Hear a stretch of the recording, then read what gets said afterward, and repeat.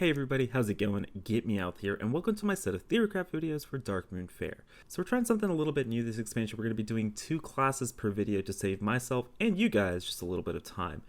So what you guys can do is down in the description, or there's little chapters here on YouTube, you guys can go ahead and skip to whatever class you're interested in. For each of these classes, each class will have 4 decks, so at least 2 meta and at least 2 off-meta decks that each use at least 1 new card. So that way everybody has a little bit of something, right? Regardless of how you play this game, what rank you play this game, what classes you enjoy, what archetypes you enjoy, there's a little bit of something for everybody.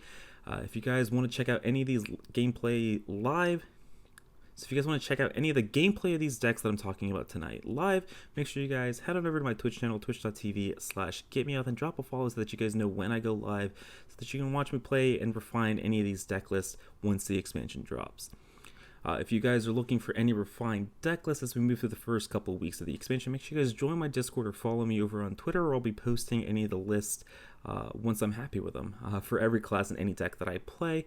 And if you guys miss any of that, gameplay highlights will be uploaded to YouTube, pretty frequently for the next month or two. So make sure you guys drop a sub here if you guys enjoy my content. For each of these videos, if you guys are looking for deck lists, make sure you guys check the description down below, where you will find links to a spreadsheet and all the codes for the specific decks and classes that we talk about. If you guys enjoy my content, make sure you guys leave a like and head down to the comments to let me know what you guys think about my list and what you guys might be trying out once the expansion drops. I hope you guys enjoy, and with all of that being said, let's go ahead and get started. Alright, so in this video we're going to be talking about Hunter and Mage. So Hunter, again, we got a bunch of cool tools. I don't think it pushed any Hunter decks to being super competitive, but they're all some strong cards that buff existing archetypes, and we're going to be playing a ton of them. I have 5 Hunter decks here. Some stuff that I found really interested in Theorycrafted, and I hope you guys enjoy. So the first thing we're going to be talking about, and I hope you guys enjoy. So the first thing we're going to be talking about is Secret Hunter. So obviously, Mystery Winter and Petting Zoo are the kind of the big inclusions in this deck, additions to this deck rather.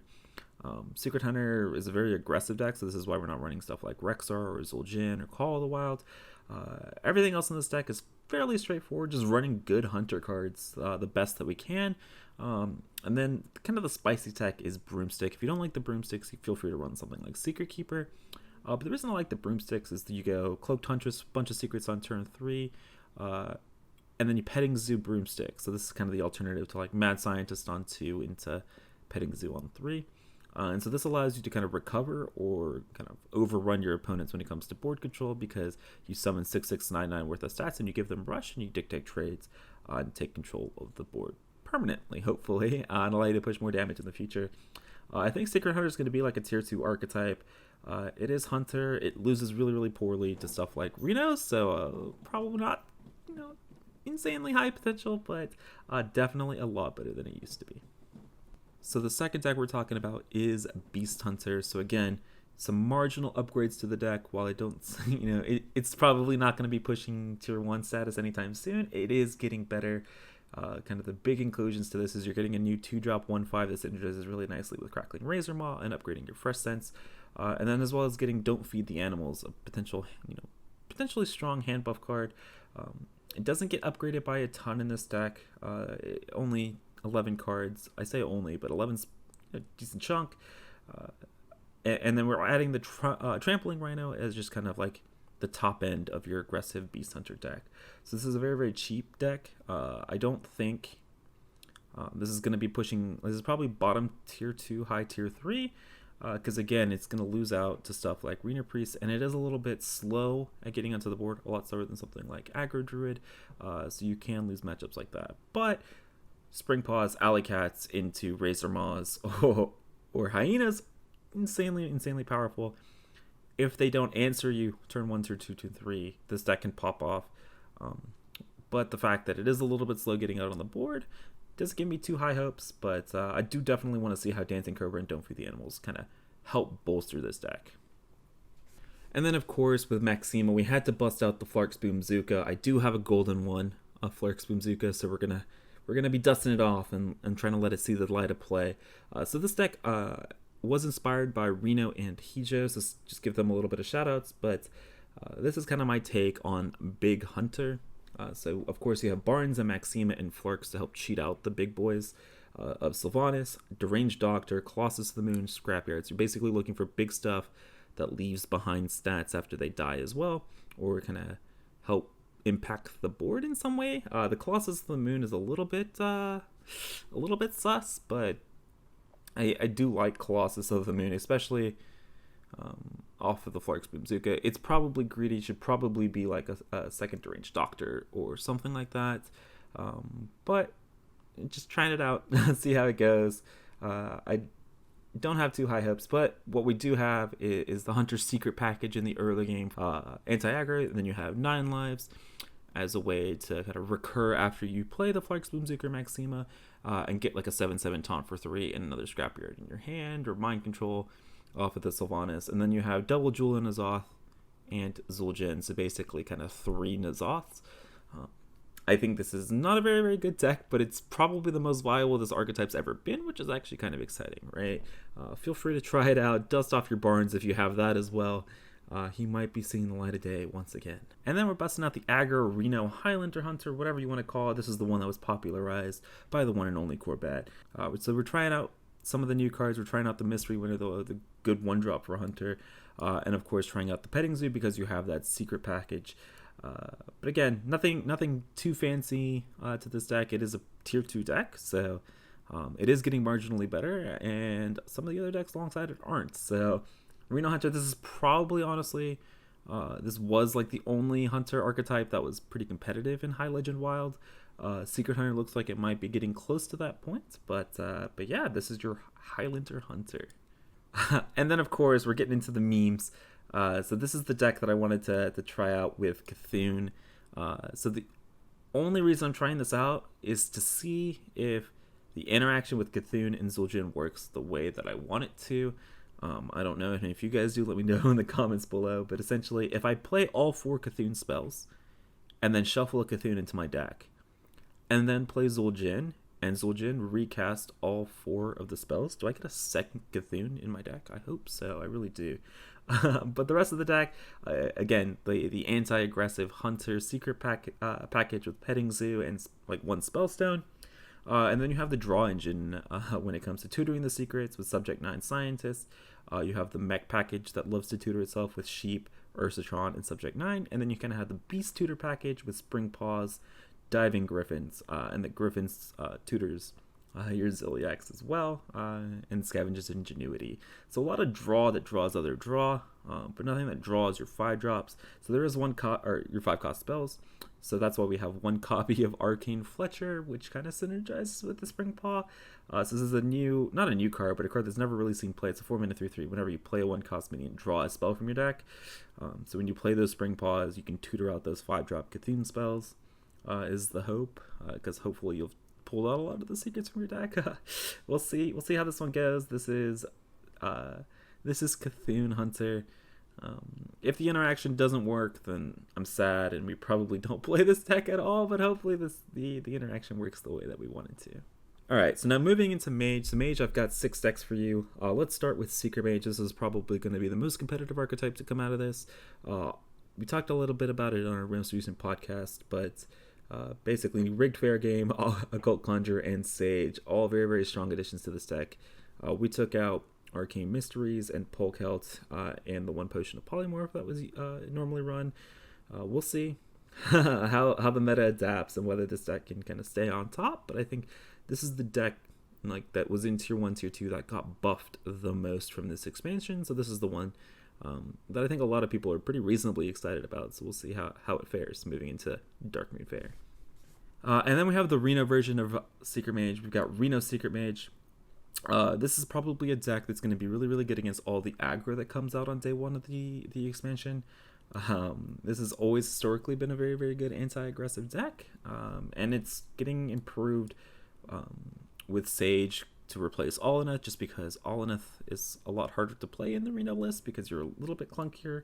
Occult Conjure is very good in this list, obviously. Rigged Fair Game gives you a ton of draw. But also, because of redundancy, right, when you're running a Reno deck, you lose out on some of your powerful effects like double Mad Scientist, double Kirin-Tor, because you can only run 1. So we have a little bit worse Mad Scientist in the Inconspicuous Rider. You have a little bit worse Kirin-Tor in the Game Master. So I think Reno Secret Mage is kind of under the radar for one of the most promising decks moving into Darkmoon Faire, and definitely a deck to at least try out if you have a lot of the cards. Or like the core of the deck, the core of Secret Mage is fairly cheap. And so this is something that you can start with Secret Mage and start working towards it if this deck ends up being one of the best in the format. We'll see. I'm really excited about this one. And I'm really excited just to kind of how it plays out moving into the new expansion.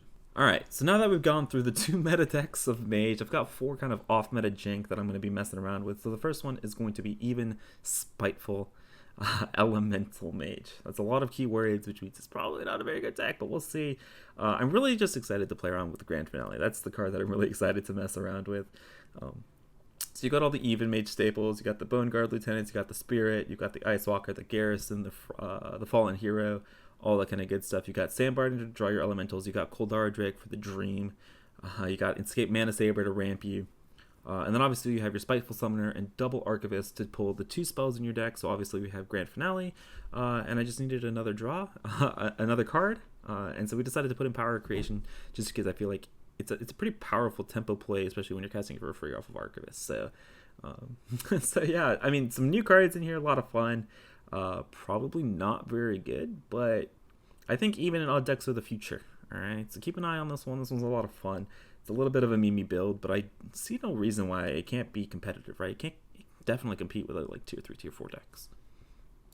And then next up, we've got Elemental LPG Mage. So I want to go ahead and put a little bit of a disclaimer. I think this deck is probably worse than the normal LPG Mage that I've been running a lot of over on my Twitch stream.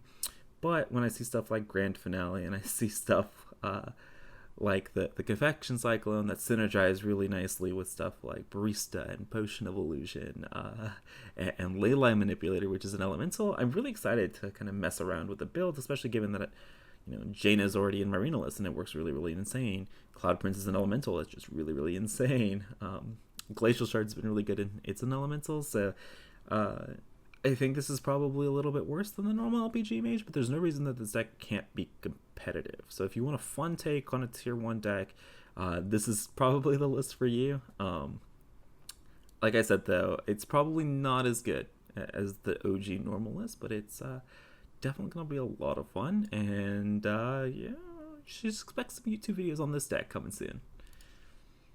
So another version of LPG Mage that I think is going to be a little bit worse than the OG normal version is the new N'Zoth, God of the Deep.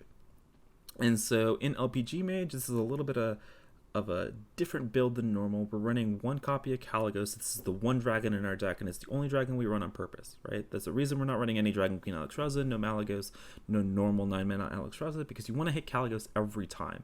Because what this does is you play the N'Zoth, you hit your Caligos, you hit your random elemental, whether it's Cloud Prince or Zeph, you hit your Imprisoned Observer, you hit your Ziliax, and then what you do is you Potion of Illusion, hopefully for free.